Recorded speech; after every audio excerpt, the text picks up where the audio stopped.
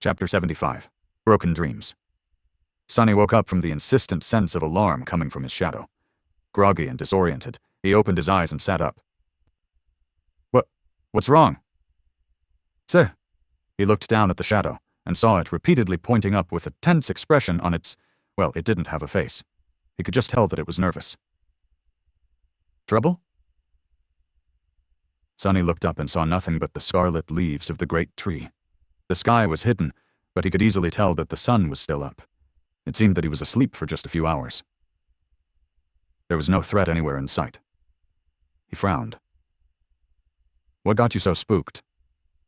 The shadow just pointed up again, seemingly irritated by his stupidity. Sonny blinked a couple of times and addressed it again. High in the tree? Higher? In the sky? Finally satisfied, the shadow crossed its arms. Something dangerous is above the island? That creepy raven thing again? He had to check. But why did he feel as though he was forgetting something? Sonny scowled, trying to understand where this feeling of missing something important had come from. What was there to miss? He was asleep, then woke up and conversed with the shadow. Asleep? Suddenly, he remembered bits and pieces of a strange dream. At least it seemed like a dream. Was it? People weren't supposed to dream in the dream realm. It was just how things worked. From what he knew, only Cassie seemed to be an exception from this rule. He didn't remember much about this supposed dream of his. With even the remaining fragments already fading from his memory, there was a woman grabbing him by the shoulders, an expression of horror and panic on her face. She was saying something, but he couldn't hear what. No, not a woman. It was Cassie? Yes, it was her. And the thing she was saying. Sonny strained his memory, trying to catch the pieces of the dream before they completely disappeared. Yeah, I think she was saying, Suddenly he could clearly hear Cassie's frightened, tense voice as she was hurriedly telling him to remember something, repeating the same sentence over and over again in a begging tone. You have to remember, Sonny. 5, it's 5, remember. You have to remember. It's 5. What a strange dream. Sonny cast a glance at Cassie, who was sleeping peacefully near Neff, and shook his head in bewilderment.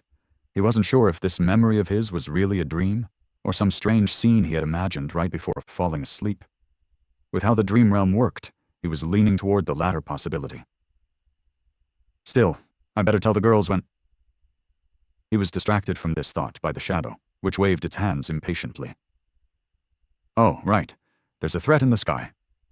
Instantly, Sonny had forgotten all about his intention to share the contents of this strange memory of his with Nephis and Cassie. In fact, he had forgotten that it was strange and possibly important altogether.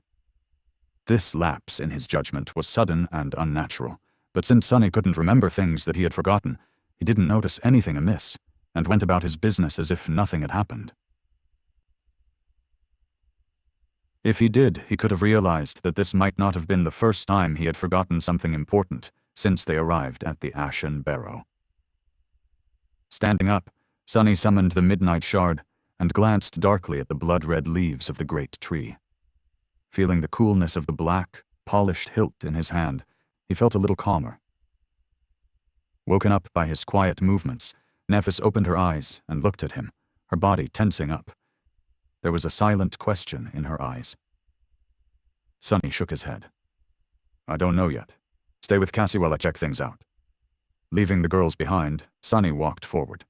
He was planning to reach the edge of the island, where the branches of the colossal tree were not as thick and the sky could be seen through the openings in its crown.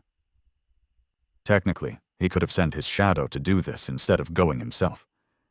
But in situations like this, where the danger was unknown, Sonny usually preferred to keep the shadow close by, in case he needed to use it. Reaching the eastern slope of the Ashen Barrow, he carefully looked up, still hidden in the shadow of the great tree. Up above in the vast gray sky, a small black dot was circling around the island. Sonny's chest became heavy with wariness. Back when the terrible winged beast had first appeared, it looked exactly like this from the distance. Leaving the shadow behind to keep watch on the black dot, he returned and briefly told Nephis and Cassie about his discovery. Right now it's just flying above the island. I don't know if it's the same creature or not and when it is going to land. Changing Star frowned. Last time it wasn't very interested in searching for live prey. Perhaps it's mostly a carrion eater, and thus is only interested in the carapace demon's carcass. Cassie offered her own opinion. Maybe we're too weak and little to satiate it. After all, it never came for the corpses of the scavengers we had slain, as if eating mere beasts is beneath it. Sonny shook his head. Back then, it did come for the carapace centurion's meat, but it took a few scavengers with it as well before leaving. So it'll be too optimistic to think that this abomination will not try to devour us too, if given a chance. Nephis thought for a while, then gave him a nod. You're right. The best course of action would be to stay away from the carapace demon for now, and hide when it decides to land. Then, looking up, she added, but first, we must observe it to make sure that it's the same creature and confirm its intentions. Not having an argument against this logic, Sonny led the girls to the spot where he had left his shadow. There they sat on the ground and watched the black dot as it circled around the ashen barrow. Observing the flying creature left them disturbed and unsure of what to do. The black dot drew closer a few times, allowing them to discern that it was indeed the same terrible monstrosity that they had encountered a few weeks before, or at least a creature of the same type. However, it never got too close to the crown of the great tree, as though hesitating to land in its shadow. What's worse, as hours passed by, it was joined by two other abominations of the same breed, each as horrifying and repulsive as the first one was. Now, 3 black dots were circling in the skies above their heads, filling Sonny's heart with dread. One of those creatures, with its corpse-like white body and raven-black feathers, with an unnatural mess of powerful limbs protruding from its wide chest, each ending with a set of terrifying talons, was enough to wipe out their entire group. The memory of how easily the creature had broken through the adamantine shell of the carapace centurion with its massive beak was still fresh in his mind. He suspected that these abominations were at least as powerful as the carapace demon was, or perhaps even more so. And now there were 3 of them. We'd better hide well, he thought, cold sweat running down his back.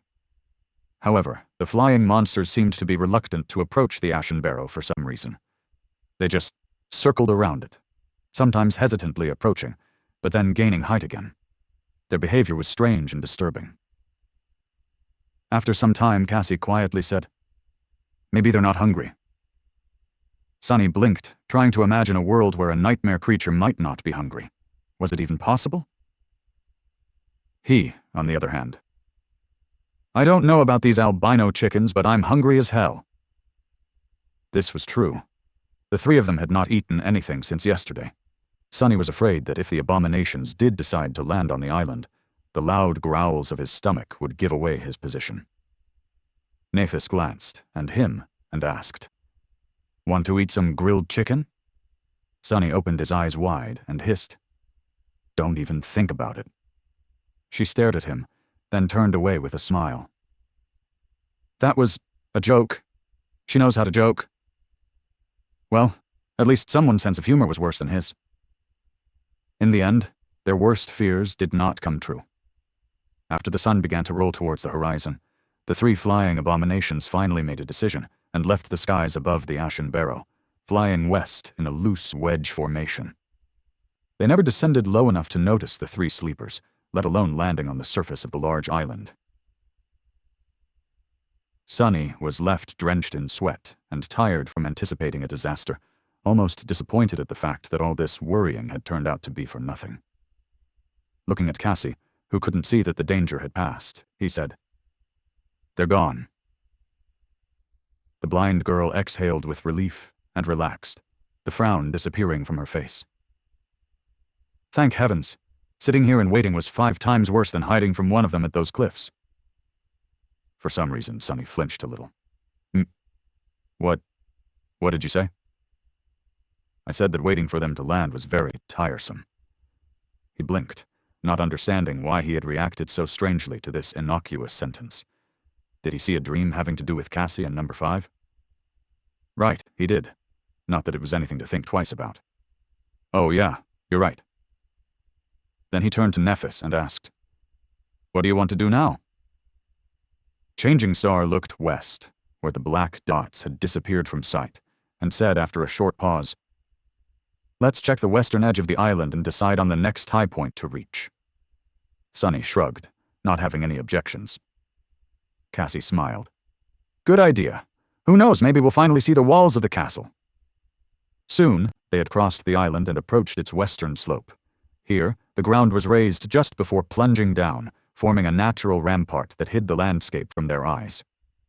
Nephis was the first to climb up and reach the top. Sunny was just behind her when he felt that something was wrong.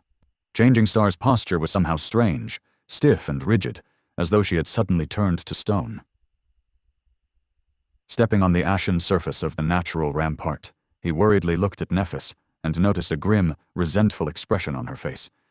He had never seen her in such a state before. Turning his head, Sunny looked west and then narrowed his eyes. His face instantly darkened. Feeling the desire to curse, Sunny gritted his teeth and clenched his fists. Inside his head, only one word was repeating over and over again. "Damn, damn, damn."